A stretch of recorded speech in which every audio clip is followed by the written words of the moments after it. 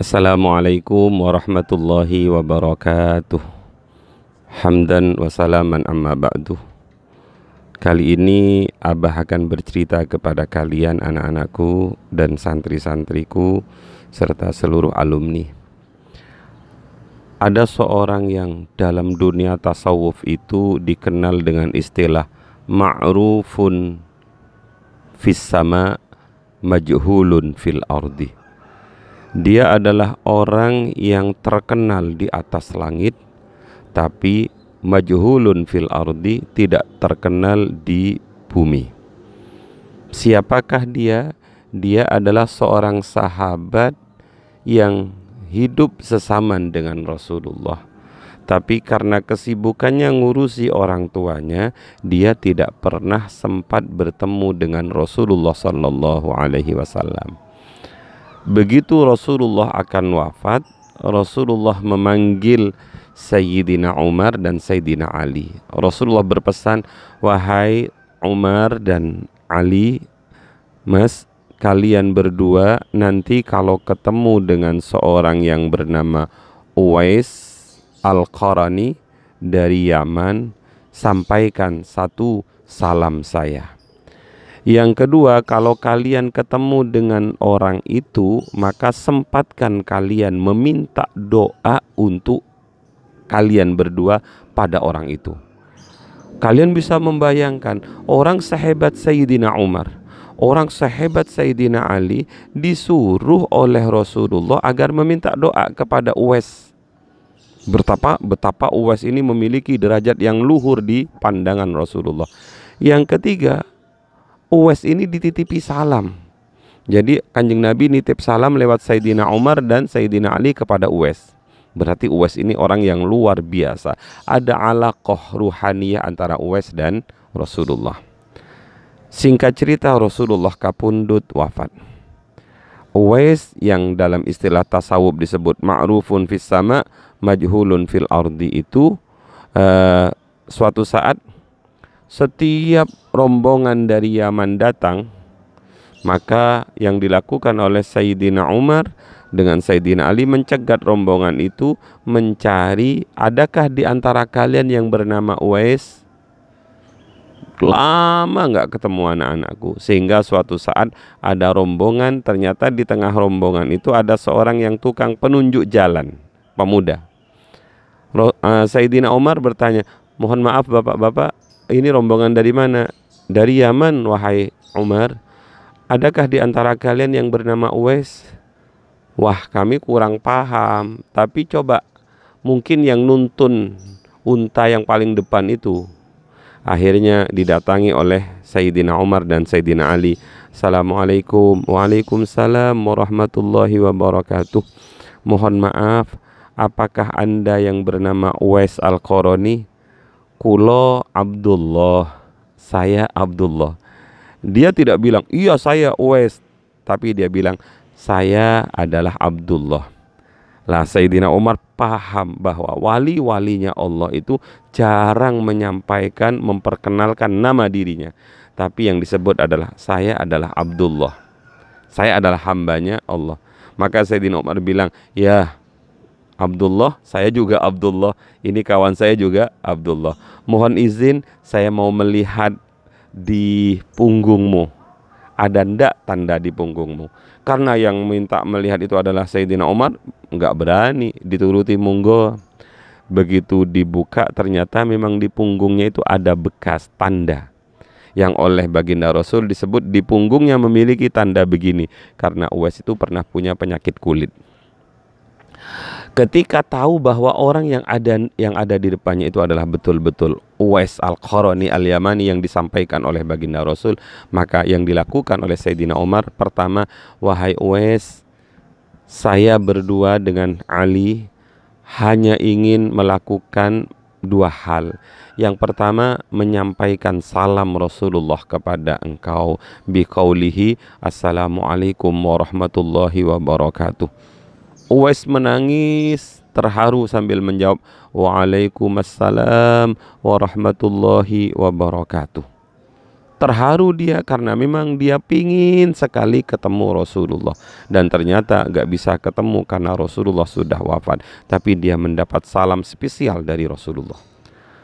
Setelah selesai, kemudian Sayyidina Umar bilang, mohon yang kedua doakan kami. Nangis lagi Uwais Al-Qarani, ya Allah, siapalah saya harus mendoakan dua sahabat terkenal Rasulullah ini, tapi karena yang nyuruh adalah baginda Rasulullah, maka Uwais mendoakan Sayyidina Umar dan Sayyidina Ali. Tawaduknya luar biasa. Lah anak-anakku, dalam sejarah ditulis bahwa Uwais ini memiliki derajat yang sangat tinggi di hadapan Allah, derajat yang sangat mulia di pandangan Rasulullah, karena Uwais ini adalah model anak yang barun liwalidayhi, anak yang berbakti kepada kedua orang tuanya. Kebetulan Uwais ini ditinggal mati oleh bapaknya sehingga dia menjadi yatim. Dia hidup bersama ibunya sampai ibunya tua, sampai ibunya tidak bisa kemana-mana karena tidak mampu berjalan. Kemudian ibunya bilang, wahai Uwais, sampai saat ini saya belum pernah melihat Ka'bah, saya belum pernah tawaf, saya belum pernah sholat di Masjidil Haram, saya belum pernah sa'i. Maka kemudian Uwais katakan, ibu pingin, maka saya akan hantarkan. Akhirnya anak-anak Uwais latihan fisik dengan jalan membeli khimar. Jadi khimarnya itu digendong terus setiap hari naik turun bukit. Kenapa? Biar fisiknya kuat untuk menggendong ibunya. Tambah besar himarnya terus digendong. Maka orang bilang, iku arek gendeng, iku apa? Himar kok digendong. Mereka nggak tahu bahwa dia sedang latihan fisik biar ibunya tidak kecewa. Singkat cerita, berangkatlah dia bersama ibunya melakukan ibadah haji. Apa yang dilakukan Uwais? Mulai dari rumah sampai ke Mekah, sampai ke Madinah, seluruh arkanul hajj dilakukan dengan menggendong ibunya. Maka inilah yang menjadikan Rasulullah Sallallahu Alaihi Wasallam sangat mencintai Uwais. Maka Uwais ini adalah ma'rufun fis sama, majhulun fil ardi. Tidak apa-apa kita tidak terkenal di bumi, asalkan Allah mengenal kita, asalkan para malaikat mengenal kita.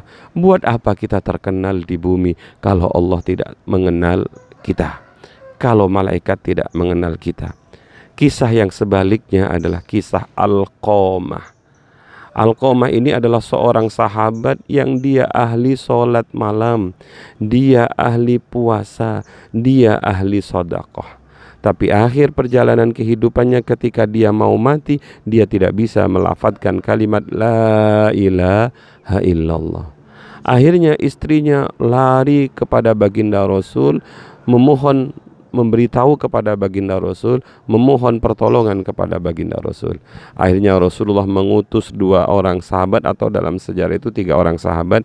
Yang satu adalah Ammar bin Yasir, yang satunya adalah Bilal, yang satunya saya kurang paham, Suhaib atau siapa gitu. Tapi Ammar bin Yasir dan Bilal ini adalah sahabat terkemuka, karena Ammar bin Yasir ini seorang budak yang betul-betul membela agama dan menjadi seorang yang syahid. Ammar bin Yasir, Sumayyah, itu biasanya oleh guru kami, kalau kalian ingin tawassul kepada sahabat-sahabat yang luar biasa hebatnya, jangan tinggalkan Ammar bin Yasir dan jangan tinggalkan Sayyidatina Sumayyah, karena ini adalah syahid-syahidah yang luar biasa.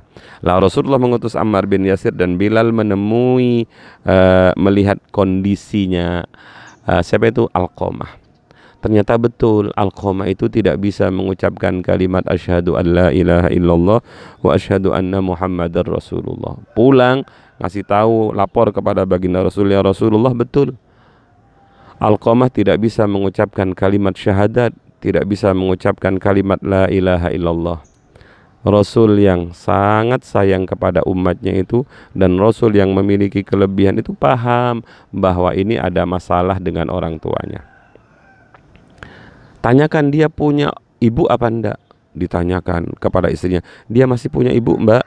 Punya. Di mana ibunya? Di sana. Pulang lagi ke Rasulullah, ada ya Rasul, punya, di sana ibunya. Ya sudah, saya tak berkemas dulu. Akhirnya Rasulullah mau berangkat menuju ibunya.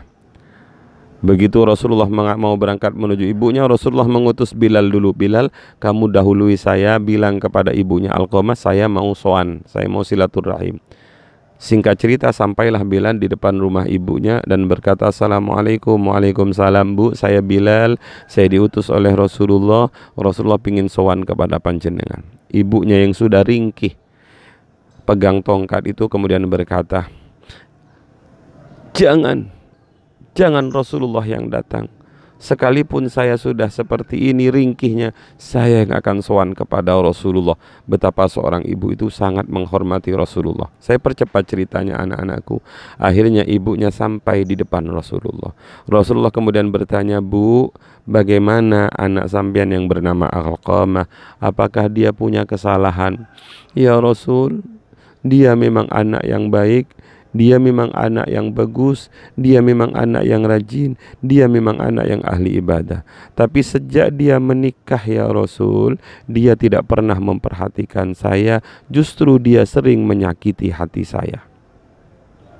Terus ya saya nggak ridho kepada dia. Lah bu, gara-gara Anda tidak ridho, Alqamah sekarang mau meninggal gak bisa mengucap kalimat la ilaha illallah. Akhirnya Nabi bilang kepada Bilal, Bilal gini aja, cari kayu bakar yang banyak, kita bakar saja Alqamah. Begitu Alqamah hendak dibakar, ibunya bilang, ya Rasulullah, dia adalah anak kandung saya, dia adalah darah daging saya. Kalau engkau bakar seperti itu, mana mungkin saya tega ya Rasul. Ya kalau engkau tidak memaafkan, lebih baik dia disiksa di dunia saja bu. Ya Rasul, saya ibunya Alqamah, sekalipun sering disakiti, saya memaafkan seluruh kesalahan Alqamah.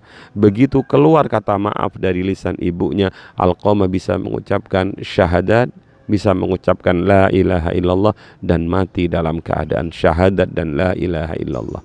Garis bawahi anak-anak, ridallah fi ridal walidain wa sukhtullah fi sukhtil walidain. Ridhonya Allah itu tergantung kepada ridho kedua orang tua kita, dan murkanya Allah bergantung juga kepada murkanya orang tua kita. Buat apa kita berdoa, Allahumma inni as'aluka ridhoka wal jannah wa na'udzubika min sakhatika wan nar, kalau orang tua yang ada di samping kita berani? Buat apa kita memohon sorga, memohon ridho, memohon perlindungan dari murka dan neraka, kalau ridhonya orang tua tidak kita cari? Maka awali dalam hidup ini dengan mencari ridho orang tua. Kalau itu kalian lakukan, maka kelak anak-anak kalian akan taat kepada kalian. Sebab rumusnya birru abaakum tabirrukum abnaukum. Berbaktilah kalian kepada orang tua kalian, maka anak-anak kalian kelak akan berbakti kepada kalian. Jangan mimpi kita memiliki anak yang berbakti kepada kita, kalau saat ini ketika kita menjadi anak tidak berbakti kepada orang tua kita. Bakti kita kepada orang tua itu sebenarnya kita sedang menempuh jalan yang benar, karena kita sedang mempersiapkan anak-anak yang juga kelak akan berbakti kepada kita, dan cucu-cucu yang kelak akan berbakti kepada orang tuanya. Semoga bermanfaat. Assalamualaikum warahmatullahi wabarakatuh.